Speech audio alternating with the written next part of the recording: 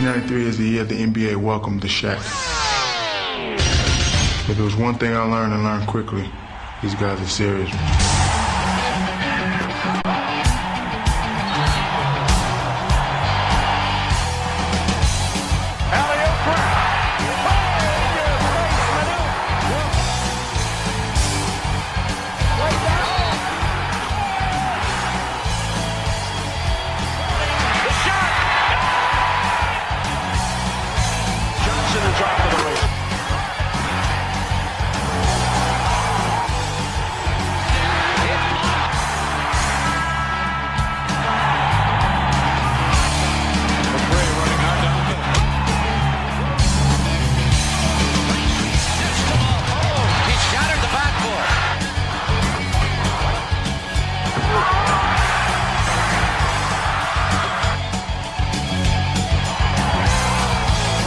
In the NBA playoffs, Michael Jordan and the Bulls breezed past the Atlanta Hawks and then finished off the Cleveland Cavaliers in typical Jordan style.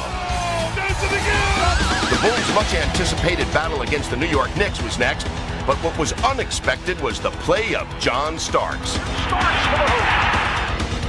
Starks was hitting him coming off picks, pulling up on fast breaks with somebody in his face, all alone.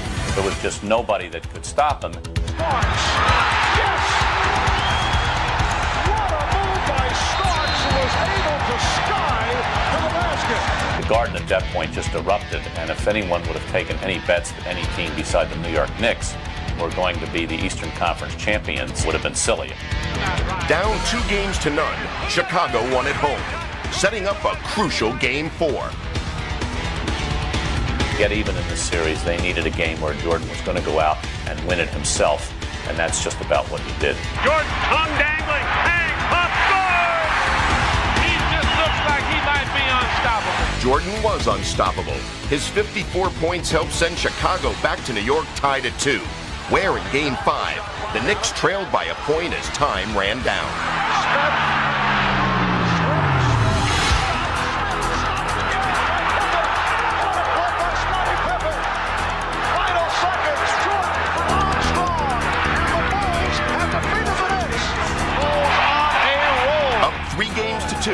Chicago closed out the Knicks and moved one step away from its third straight title.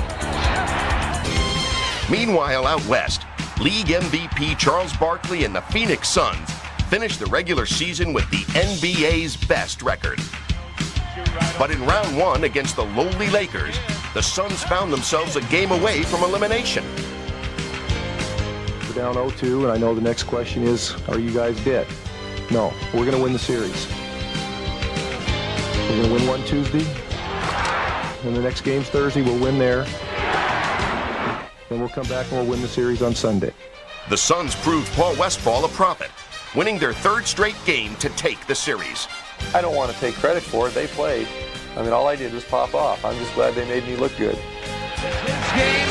Phoenix continued to look good, knocking off San Antonio and then Seattle to set up the title bout between the game's two biggest stars, Charles Barkley and Michael Jordan. I don't really think it mattered to us who we were playing, but I think for the fans and for the media, it was a great matchup. But I think if you want to be successful, you don't compete against the other team, whether they're the champions, whether they got great players. I think if you want to be successful, you got to just compete against yourself. And we were just happy to get there. Happy to get there, but unhappy at what happened at home. Pass for Grant. He drives it. Charles backs into the lane. Rejected by Scott Williams. Two Suns losses in Phoenix gave the Bulls a decided advantage and set up a memorable Game 3 when the series moved to Chicago.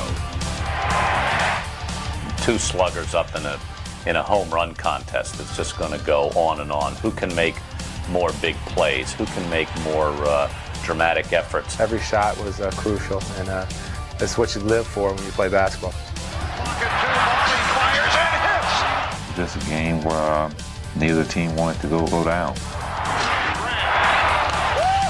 It was an emotional up and down roller coaster. Every play was significant.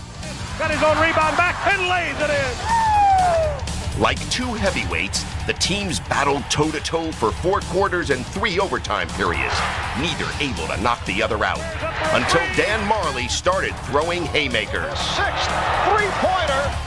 Just kind of playing above the floor. You just kind of, you're not really thinking about whole lot. You're kind of in an unconscious state. You're just out there having fun. Down the stretch, Barkley iced the victory, tightening the series at 2-1. Unfazed, Jordan responded like a champion.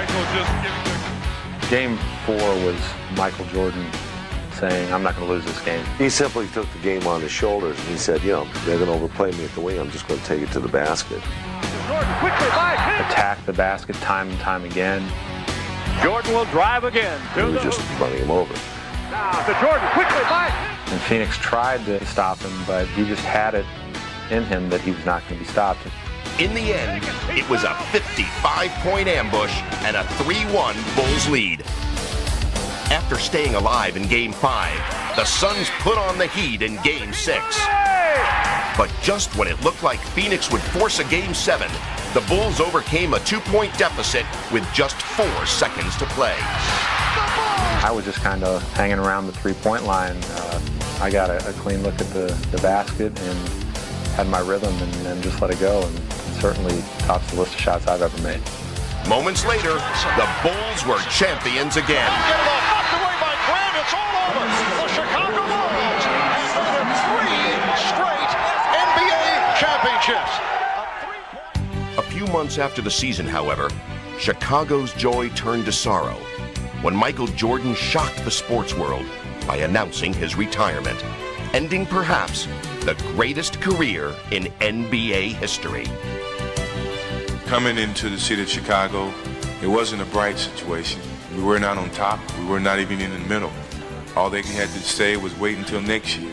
And it gives me great gratification that during the time that I played the game of basketball here in the city of Chicago, they don't have to say that anymore. You know, they got bragging rights all over the country. Now it can be known as a championship team. It's not because I don't love the game. I love the game of basketball, I always will. I just feel that I don't have anything else for myself to prove. When I get to a pinnacle and I feel that my skills are still good, I'm not starting on the downside of my career, I want to walk away from the game. And it's been very fortunate that I'm on top. And I'm coming off 3 championship seasons. This is the perfect timing for me to walk away.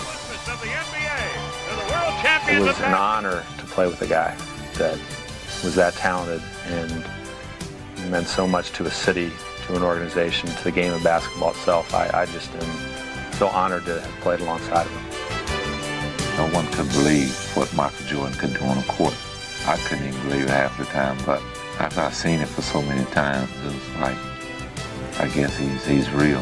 I had to touch him a few times to make sure. I know the kids are going to be disappointed, but hopefully they learn that basketball is great to play it. It's an enjoyment, it's a fun, it's a hobby. But it's a lot to life other than sports.